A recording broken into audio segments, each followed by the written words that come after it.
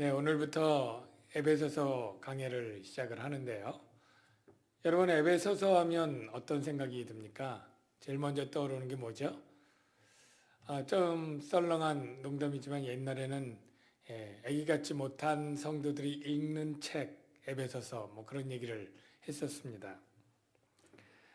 이 에베소서는 로마서와 더불어 가장 우리를 경건하게 만드는 책이다. 이렇게 이야기를 하는 사람도 있고요. 복음을 가장 숭엄하게 표현한 책이다. 또 그렇게 이야기도 합니다. 에베소서에는 교회에 관한 은유가 가장 많고요. 그것은 반대로 말하면 이 교회관에 대해서 에베소 성도들이 잘 알지 못했다. 그렇게 될 수도 있습니다. 에베소서가 어떤 내용인지를 알기 전에 우리가 에베소에 대해서 조금은 알아둬야 하겠죠. 이 에베소가 어디 있는지 지도를 먼저 한번 볼까요? 네, 저 가운데 보면 에베소 보이나요? 네. 그 아시아라고 되어 있는 그 아시아는 오늘날 아시아와 다른 그 당시에는 바로 지금의 터키 지역을 소아시아 이렇게 불렀고요. 이 에베소는 거기 있는 항구 도시 중앙에 있는데 로서 굉장히 번창했던 그런 수도격인 도시였습니다. 이 로마에서 몇 개 안 되는 그런 큰 도시의 하나였고요. 인구가 한 25만 명 되었다고 하니까 굉장히 큰 도시죠. 사진 뭐 지어도 되고요. 이 에베소는 항구 도시입니다. 그 말은 많은 배들이 들어오고 많은 사람들이 오게 되는 거죠. 그래서 사도 바울은 이 에베소에 선교하려고 2차 전도 여행 마지막 때에 거기를 들게 됩니다. 그런데 거기서 그렇게 오랫동안 선교하지 못합니다. 일정 때문에 내가 기회가 되면 다시 오리라 하고 예루살렘으로 돌아가게 됩니다. 그리고 이 3차 전도 여행이 한 5년, 6년 이렇게 시작될 때 제일 먼저 타겟으로 삼은 도시가 바로 이 에베소입니다. 바울은 이 에베소에 가서 3개월 동안 회당에서 복음을 전했는데 유대인들의 이 반대로 그냥 쫓겨나고 맙니다. 그때 이 두란노 서원 여러분 아시죠? 이 두란노 서원에서 한 2년 이상을 열심히 선교하게 되는데요. 이 사도행전에 보면 그때 표현이 아시아에 있는 많은 사람이 다 주의 말씀을 들었다. 그렇게 기록되어 있습니다.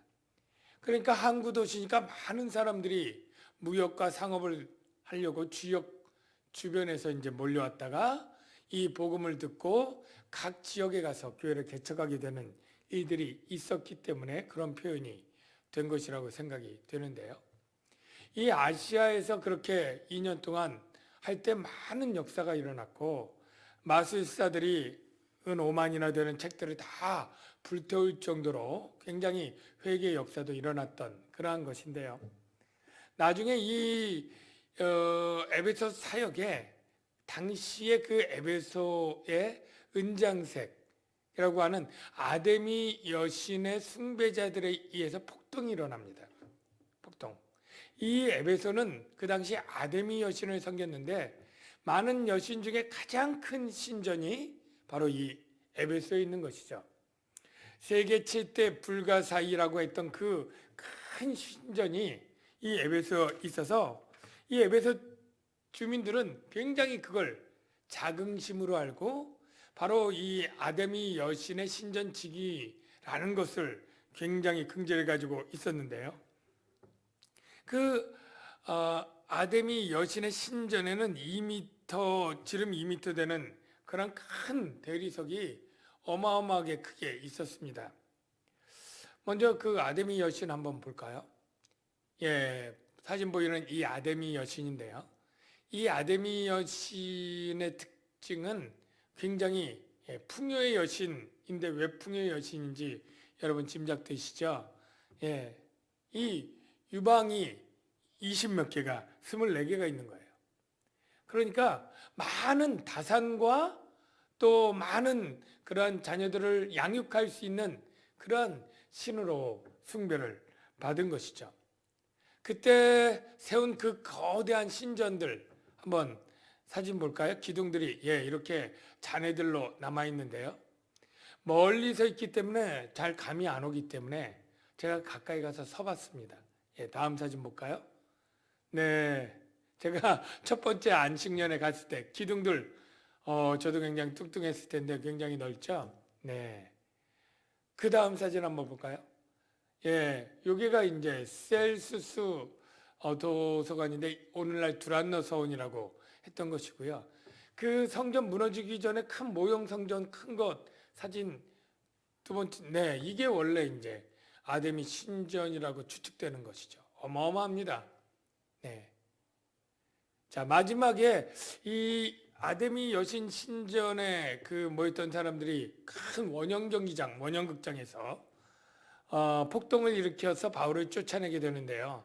그 원형 경기장 굉장히 커서 당시에도 뭐 2만 5천 명 수용하는 큰 우리나라 축구장 같은 거였는데요. 거기서도 한번 저희가 사진, 저기 아름다운 여인이 바로 제 아내입니다.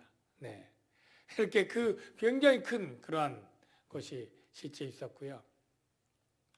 그래서 이 에베소에서 쫓겨나고 야반도주한 이 바울이 이제 나중에 이제 예루살렘에 갔고 이제 체포가 됩니다. 그래서 이제 미결수로 로마로 가게 되죠. 그게 한 62년경이고 에베소를 떠난 지 한 7년 정도 되었을 때인데요. 그때 이 감옥에서 한 노예에게 복음을 전했고 그 노예가 회심하게 됩니다. 그 노예의 이름이 오네시모입니다. 그런데 이 오네시모를 잘 얘기해 보니까 이 노예가 골로새에 사는 빌레몬이라고 하는 집의 노예였는데 도망 나온 거예요. 그래서 이 바울이 잘 달래서 이 오네시모를 주인에게 돌려보냅니다. 돌려보낼 때 바로 그 주인인 빌레몬에게 편지를 하나 써서 이 오네시모가 참 유익한 자가 되었다. 그러니 잘 봐달라고 하는 그런 편지를 씁니다. 그 편지 이름이 뭘까요? 빌레몬서죠. 그런데 이 빌레몬이 골로새에 살고 있으니까 이 바울이 또 이 골로새 교회에 또 하고 싶은 이야기들이 있었을 거 아니에요. 그러니까 그 편지를 쭉 씁니다. 그게 바로 골로새서예요. 그래서 이 오네시모를 자기 이제 동역자인 두기고에게 빌레몬서하고 골로새서를 이렇게 보내는데 이 가는 길에 그 먼 길 가운데 에베소의 항구에 들렸다 가게 되는 그런 일정이거든요. 그러니까 또 에베소에 하고 싶은 그런 이야기들을 편지로 쭉 씁니다. 그게 바로 이 에베소서가 되는 거죠. 그래서 이 바로 두기고가 이 에베소서 또 빌레몬서 또 골로새서 이렇게 쓰여져 있는 것이죠. 그래서 이제 에베소서에 대한 내용들을 여러분들이 대략 다 감이 잡혔을 거라고 생각이 되고요. 이제 본문을 좀 보면 하나님의 뜻으로 말미암아 그리스도 예수의 사도된 바울은 에베소에 있는 성도들과 그리스도 예수 안에 있는 신실한 자들에게 편지하노니. 자, 여기서 제일 먼저 있는 것은 이제 발신자가 바울, 수신자가 에베소에 있는 성도들 이렇게 표현되어 있는데요.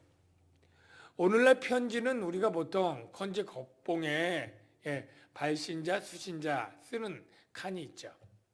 그러나 당시에는 두루마리로 이렇게 말기 때문에 어디 뭐 수신자, 발신자를 적을 칸도 없었고 그때 문화는 딱 이제 그 두루마리를 펴면 처음에 누가 누구에게 편지 쓴다.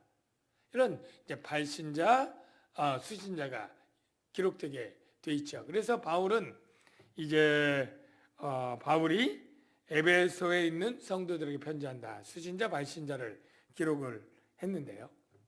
이 바울 얘기를 하니까 어떤 사람들은 이 바울의 뜻이 리틀이라고 하는 작은 자라고 하는 뜻이거든요.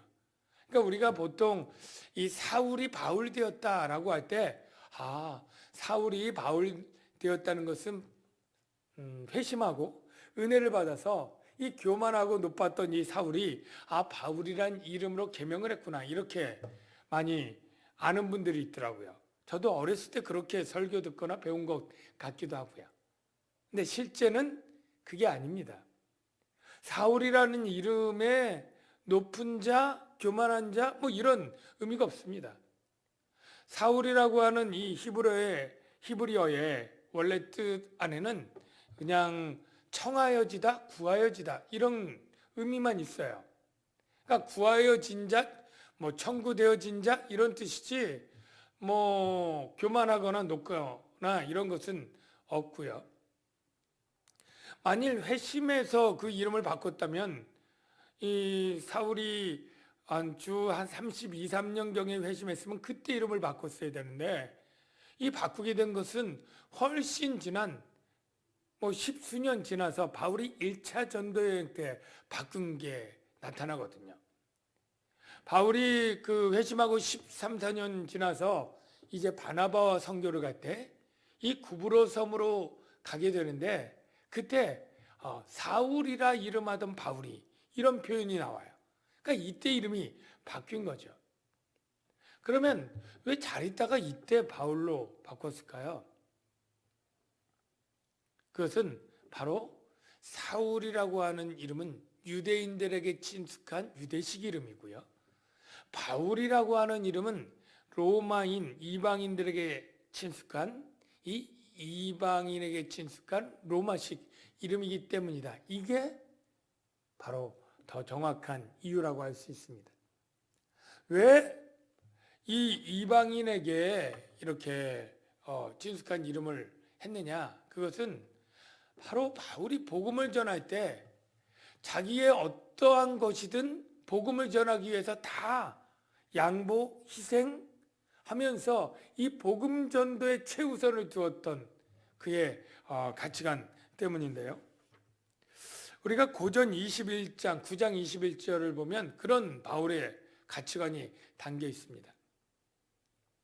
고전 9장 21절에 보면 율법 없는 자에게는 내가 율법 없는 자가 아니요, 이방인에게는 이방인이 아닌 내가 도리어 그리스도의 율법 아래에 있는 자이나 율법 없는 자와 같이 된 것은 율법 없는 자들을 얻고자 함이라. 또 내가 여러 사람에게 여러 모습이 된 것은 아무쪼록 몇 사람이라도 구원 얻고자 함이니. 그러니까 바울은 어떻게든 그 마음이 내가 유대인에게는 유대인처럼, 이방인에게는 이방인처럼, 약한 자에게는 약한 자처럼 그렇게 해서 그들의 마음을 얻고 복음을 더 전하려고 하는 그러한 열정 때문에 이름이 바뀐 것이다 라고 알 수 있습니다. 여러분, 선교사가 이제 원주민들에게 선교하러 갔는데 그들이 뭐 음식을 이렇게 내놓을 때 그 음식이 내 입에 안 맞는다고 인상 쓰거나 뭐 벌레 같은 게 나올 때도 있잖아요. 그거 못 먹고 이렇게 해가지고 그들의 잘 복음을 전할 수 있었을까요? 복음을 전할 수 있지만 그들의 마음을 잘 얻을 수 있을까요? 예. 소록도에 그 한센시병, 문둥병자 있는데 거기 가서 그들과 같이 어울리고 그들의 이야기를 나눠주고 공감하지 않으면서 저 문둥병자 내가 어떻게 뭐 이렇게 그냥 하면서 그들에게 복음을 전해서 그들의 마음을 얻고 구원할 수 있을까요? 그건 어려운 것입니다. 예.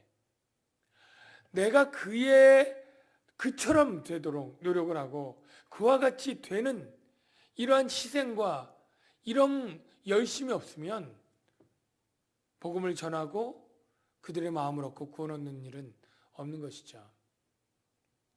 제가 옛날에 좀 이렇게 열심히, 지금 생각하면 뭐 열심보다는 조금 미숙했기 때문인데요. 내가 주님을 더 섬기려면 내가 세상과 끊어야 된다. 악은 그 모양이라도 모든 모양이라도 버려야 된다. 이래가지고요. 저녁에는 기도하고 TV, 이거 세상적이야. 그래가지고 저 베란다에 쳐놓고요. 그렇게 그냥 뭐 수도사 정도는 아니지만 굉장히 이 분리된 경건 훈련하면서 그렇게 한 1년 반 이상을 지냈던 적이 있어요. 매일 밤마다 산기도 가고 뭐 그렇게 하면서요. 근데 나중에 이제 그러다 어쩌다 이제 친척들 또는 친구들 이렇게 만나면 서로 불편한 거예요. 그래가지고 나는 저렇게 술 먹고 그냥 세상에 빠져 사는 저 사람 세상 얘기만 하는 사람을 뭐 암만 뭐 말로 한 건 아니지만 그 마음이 표정에 드러나니까 그들도 나를 불편해하고 나도 그들 불편한 거예요. 그들 마음속에는 아마 이랬을 거예요. 나도 잘못 믿으면 저렇게 광신자처럼 되는 거 아니야? 라고 하는 거부감이 그들에게 있을 정도로 제가 그랬던 거예요. 나름대로 저는 경건하고 이렇게 한다고 살았지만 내가 그들을 이해시키고 마음을 얻고 그들을 구원시키는 일을 잘했을까요? 예. 한 명도 그렇게 제가 전도하에서 구원 얻는 일이 그 기간 중에 별로 있지 않았습니다. 우리 하나님께서 만약 우리를 구원하려고 하는데 저렇게 더럽고 추하고 냄새나는 이 세상에 내가 어떻게 가? 이러면서 우리 보고 하늘에 올라와서 복음을 듣고 구원받으라고 했다면 이 세상에 구원받을 사람이 어디 있겠어요? 저와 여러분이 뭐 구원을 얻었겠습니까? 하나님께서 낮아져서 우리들의 눈높이로 더럽고 추하고 냄새나는 이 세상에 오신 거예요. 그리고 죄인들과 어울리고 세리와 창기와 함께 먹고 이 철없는 제자들과 3년간 같이 먹고 마시면서 그렇게 하면서 우리들에게 복음을 가르쳐주고 우리를 구원해 내신 것 아니겠습니까? 사랑하는 성도 여러분, 우리가 이 사울이 바울처럼 이름한 것도 그가 이방인의 사도로 부름받았기 때문에 그렇게 조금이라도 이 이방인들에게 맞추려고 했던 그 마음, 영혼을 구원하기 위해서 희생하는 그 마음, 저와 우리 여러분들도 같이 가져야 될 마음이라고 그렇게 믿습니다. 그런데 이 사도된 바울 할 때 이 사도 되었다라고 할 때 사도들은 보통 예수님의 12 제자로서 예수님과 함께 먹고 마시고 특별히 예수님의 죽음과 부활을 목격한 사람들. 그래서 부활하신 예수로부터 보냄을 받은 사람들. 사도라는 뜻이 보냄을 받은 자라는 뜻이거든요. 그 보냄을 받은 자들이었지만 바울은 예수님의 12 제자가 아니었어요. 그런데 바울이 사도가 된 것은 바로 바울이 기독교를 막 박해하고 핍박하고 이러다가 이 다메섹에 도망간 이 그리스도인들을 체포하기 위해서 영장 받아가지고 가다가 꼬꾸라지지 않습니까? 부활하신 예수님을 만났죠. 그 예수님으로부터 이방과 왕들과 임금들, 이스라엘 이들을 위해서 해를 받고 이방인의 사도로 보냄을 받는 것이죠. 그런 의미에서 바울이 사도였습니다. 그런데 중요한 것은 하나님의 뜻으로 말미암았다. 하나님의 뜻으로. 이게 굉장히 중요한데요. 사도 된 게 내 뜻이 아니고 하나님의 뜻이다. 이거잖아요. 그러면 하나님의 뜻으로 사도 되었던 바울이라면 그가 말하는 것이 자기 뜻을 말하는 거예요? 자기 생각을 말하는 거예요? 아니면 하나님의 뜻으로 되었으니 하나님의 말씀을 하는 거예요? 하나님의 말씀을 하겠다 그 뜻이 있는 거예요. 하나님의 말씀을 하겠다. 내 말은 내 개인의 경험과 지식 속에서 나온 사견이 아니고 사사로이 말하는 게 아니라 하나님의 뜻으로 세워지고 하나님이 전하라고 하는 말을 지금 계시의 말을 너에게 하겠다. 그렇게 얘기하는 것이죠. 그러니까 이 에베소 성도들이 어떻게 들어야 돼요? 바울의 이 말씀을 들을 때 하나님 말씀으로 들어라 하는 암시가 있는 거죠. 여러분 그렇게 들었던 사람들 가운데 데살로니가 교회 성도들이 좀 그랬죠. 데살로니가전서 2장 13절 말씀을 보면요. 우리가 하나님께 끊임없이 감사함은 너희가 우리에게 들은 바 하나님의 말씀을 받을 때 사람의 말로 받지 아니하고 하나님의 말씀으로 받으니 진실로 그러하도다. 이 말씀이 또한 너희 믿는 자 가운데서 역사하느니라. 그러니까 사도 바울의 말을 사람의 말이 아닌 하나님이 하시는 말씀으로 받았을 때 그 말씀이 믿는 자 가운데 역사한다는 거예요. 역사한다는 거예요. 사랑하는 우리 성도 여러분, 하나님의 말씀으로 받을 때 역사가 일어나고 생명이 일어나고 하나님의 능력이 나타나는 것인 줄로 믿습니다. 똑같은 말씀을 들어도 에이 저건 뭐 목사님의 말이야, 사람의 말이야, 그럴 수도 있고 아닐 수도 있고 생각에 따라서 다를 수 있어 라고 듣는다면 그 사람에게 그 말씀은 사람의 말이었고 아무 능력도 역사도 일어나지 않을 것입니다. 제가 전에도 얘기했지만 저는 보통입니다. 평범합니다. 그래서 제가 어떤 부분에 있어서 여러분보다 더 아는 것도 있을 수 있지만 모르는 것도 많다는 걸 저는 압니다. 제가 건강에 대해서 얘기하면 여기 우리 성도님 중에 뭐 간호사님도 있고 의사 선생님도 있어요. 제가 더 잘 알겠습니까? 뭐 교육과 이런 얘기하면 우리 여기에 교사 선생님도 많고 교장 선생님도 계셔요. 제가 더 잘 알겠습니까? 예. 제가 뭐 사업하는 사람들보다 지금 한국 경제나 돌아가는 거에 대해서 더 잘 알겠습니까? 아니거든요. 뭐 스포츠, 뭐 정치, 문화, 우리 성도들 가운데 많은 부분에서 뭐 저보다 훨씬 더 전문가도 있고 탁월한 분이 있어요. 그러니까 제가 틀릴 수도 있고 모자랄 수도 있습니다. 그러니까 여러분들은 제가 어떤 얘기를 할 때, 뭐 반대 의견을 낼 수도 있고 다른 의견을 낼 수도 있어요. 저는 그거 다 인정합니다. 오히려 여러분들 가운데 어떤 분들, 주의 종이니 순종해야지. 그러고 제 모든 사견의 어떤 얘기까지도 그런 부담감을 갖고 듣거나 심지어 어떤 분들은 그냥 목사님이 주의 종이 하는 농담이니까 썰렁해도 그냥 웃어주려고 하거나 그 마음은 참 고맙고 참 갸륵한데요. 절대 그럴 필요 없습니다. 그런데 제가 하나님의 말씀을 듣고 성경적으로 해석해서 성경적 원리에 근거해서 말씀을 할 때 여러분은 그때만큼은 제 말로 듣지 말고 하나님의 말씀으로 들으셔야 됩니다. 그래야 여러분에게 역사하고 여러분에게 생명의 능력이 나타나고 정말로 열매가 맺을 수 있는 거예요. 제 개인의 얘기를 한다면 얼마든지 다르거나 반대할 수 있지만 하나님의 말씀을 들을 때 여러분 하나님의 말씀으로 들으실 수 있는 은혜가 있기를 주의 이름으로 축원합니다. 여러분 하나님의 말씀을 듣는 자세와 태도에 어떻게 하면 될까 해서 가장 인상 깊은 게 이 느헤미야서에 있는데요. 바로 이 바벨론 포로했다가 돌아왔을 때 이 느헤미야와 있던 이스라엘 백성들이 학사 에스라를 초청해서 하나님의 말씀을 사모해서 듣고 싶어 합니다.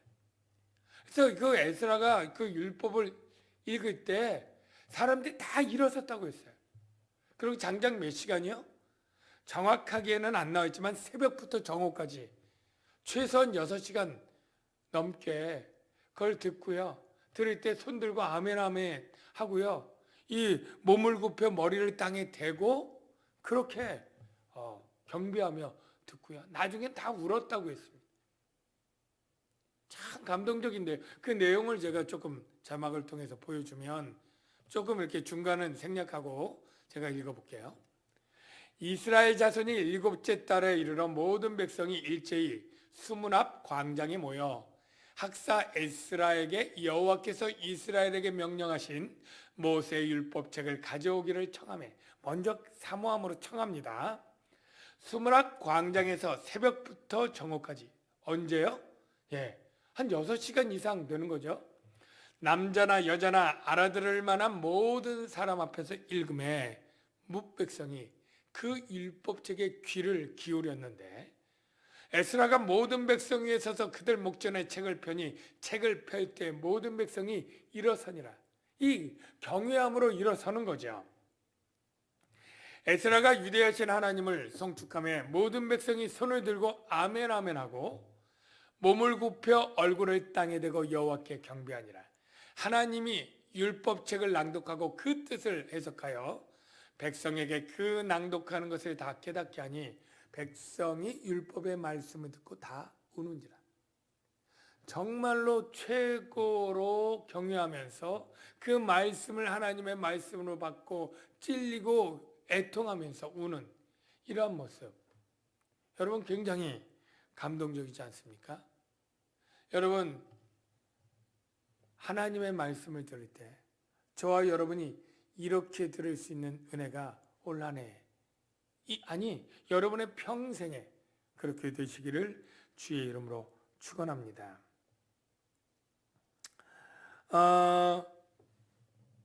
이제 발신자 얘기를 했고요. 이제 수신자를 보니까 에베소에 있는 성도들과 그리스도 예수 안에 있는 신실한 자들이 수신자인데요. 여기 누구들과 누구 하니까 and, 즉 한 그룹, 두 그룹 이렇게 있는 것처럼 오해하기가 쉽습니다. 근데 실제 언어를 잘 해석하면 and가 아니라 equal이에요. equal. 동일 그룹입니다. 그러니까 에베소에 있는 성도들 곧 그리스도 예수 안에 있는 신실한 자들 같은 그룹이다. 여러분 이걸 먼저 기억하시고요. 두 번째로 신실한 자들에게 라고 하는 이 단어 피스토스, 이거는 수동적으로 볼 수 있고 능동적으로도 볼 수 있는데 수동적으로 보면 여기 맞아요. 믿을 만한 신실한 이거예요. 그런데 능동적인 의미로도 쓸 수 있는데 바로 능동적인 것은 믿는이에요. 믿는. 근데 여기에서는 수동적으로 했지만 실제 능동적으로 하는 게 더 옳다고 보여집니다.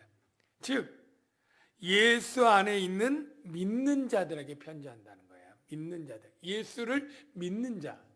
근데 예수를 믿는다 하면 될 걸 아내라고 하는 단어를 쓰니까 예수 안에? 이게 조금 이해가 안 되죠. 여러분 영어 잘 모르지만 believe in이라고 하는 전치사 왜 믿는데 in이라고 쓸까요?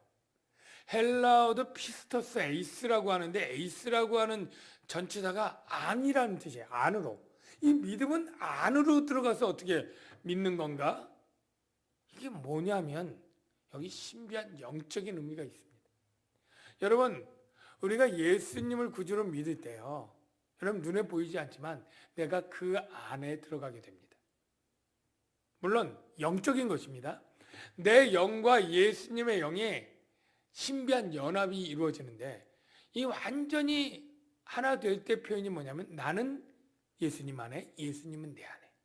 이게 되는 거예요. 영적인 연합. 그래서 이 예수님의 영으로 연합돼서 바로 생명이, 내 죽을 영이 이 생명의 성령 그리스도의 영과 하나 되어서 내가 살아나게 되는 것이고 나와 예수님이 하나가 되는 것입니다. 이걸 제 생각이 아니고 예수님이 직접 해주신 말씀이에요. 확인해 볼까요? 우리 요한복음 15장 4절 보면요, 내 안에 거하라 나도 너희 안에 거하리라. 가지가 포도나무에 붙어있지 아니하면 스스로 열매를 맺을 수 없음같이 너희도 내 안에 있지 아니하면 그러하리라. 바로 포도나무와 가지처럼 영적인 어떤 연결되고 연합된 걸 우리에게 제자들과 예수님의 관계에서 비유하고 있는 것이잖아요. 그럴 때 예수님의 생명이 내 생명이 되고 예수님의 죽음이 내 죽음이 되고 예수님의 의가 내 의가 되는 거예요. 갈라디아서 2장 20절 아주 유명한 말씀이죠. 거기 보면 내가 그리스도와 함께 십자가에 못 박혔나니, 언제 못 박혀요? 영적 연합되니까 예수님의 죽음이 내 죽음이 되는 거죠. 그런즉 이제는 내가 사는 것이 아니요 오직 내 안에 그리스도께서 사신 것처럼. 내 안에 그리스도가 있는 거예요. 내가 예수님 안에, 예수님이 내 안에. 하나님, 근데 끝에 보면 하나님의 아들을 믿는 믿음 안에서 사는 것이라. 이렇게 된 원인이 뭐예요? 믿음이라는 거예요. 믿을 때 영적으로 연합되어서 나는 예수님 안에, 예수님은 내 안에. 그래서 예수님의 생명이 내 생명, 예수님의 죽음이 내 죽음, 예수님의 의가 내 의. 이렇게 되는 것이죠. 바로 예수 안에 있는 믿는 자들에게 편지를 하게 되는 거예요. 근데 여기서 또 중요한 영적 교훈을 깨달을 수 있는데요. 아까 이 예배소에 있는 성도들 이퀄 믿는 자들, 이게 이퀄이잖아요. 그러니까 성도들이라고 하는 것은 굉장히 거룩한 자들이에요. 거룩한 무리들. 이 거룩한 무리들이 어떻게 되느냐 하면 예수 믿음으로 된다. 이게 이 안에 담겨 있는 거예요. 여러분, 성도들, 거룩한 자들, 우리가 행위로 된다는 것이 아니라는 게 중요한 거예요. 우리가 성도가 되기 위해서 거룩한 삶을 살아야 된다. 도덕적, 윤리적으로 바르게 살아야 된다. 수행을 해야 된다. 고행을 해야 된다. 금욕을 해야 된다. 율법의 행위들을 지켜야 된다. 다 X, 다 노예요. 성도가 되려면 뭐 해야 된다? 믿어야 된다는 거예요. 예수님을. 예수님을 믿음으로 예수님의 의를 받아야 거룩해지는 것이지, 여러분 이 행위들을 아무리 해도 평생 도를 닦고 수행을 하고 고행을 하고 노력을 하고 율법을 지켜도 다 하나님이 인정할 만한 성도가 될 수 있을까요? 없다는 게 하나님의 뜻이에요. 의인은 없다니 하나도 없다. 오직 우리가 성도라고 불리는 것은 예수님을 믿을 때에 그 믿음 안에서 예수님과 연합해서 예수님을 믿음으로 예수님의 속죄 제사를 받아 내가 죄가 단번에 완전히 영원히 죄사함 받고 의롭게 여김을 받는 것, 이게 바로 성도가 되는 것이다. 사랑하는 성도 여러분, 저와 여러분이 얼마나 대단한 은혜를 받았는지 여러분 깨닫기를 바랍니다. 정말로 믿음으로 성도가 되었다, 이게 값없이 되었다는 거거든요. 믿음으로 죄사함 받았다, 이게 거저 은혜로 받았다는 거거든요. 바로 이 은혜가 얼마나 큰지를 저와 여러분이 묵상하고 그리고 감격하고 그래야 마땅할 줄로 믿습니다. 그래서 2절을 보니까 하나님 우리 아버지와 주 예수 그리스도로부터 은혜와 평강이 너에게 있을지어다. 평강은 지난주에도 설교했지만 그냥 심리적인 안정감, 평안함, 염려, 근심, 두려움이 없는 이런 심리 상태, 이게 아니고요. 본래 적합한 단어는 뭐라고요? 평화. 평화라고 했습니다.